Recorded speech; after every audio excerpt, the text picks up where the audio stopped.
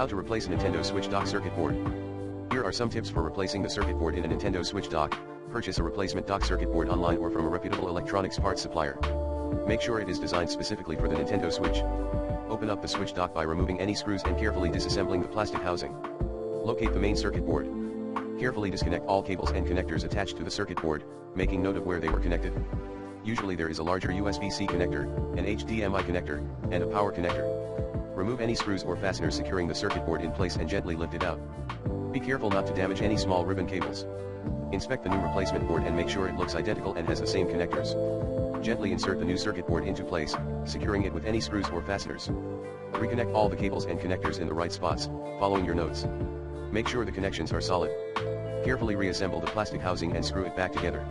Test the dock with your Switch, TV, and power cable to verify the new circuit board is working properly before regular use. Take your time and be gentle when handling the small delicate components inside the Switch dock.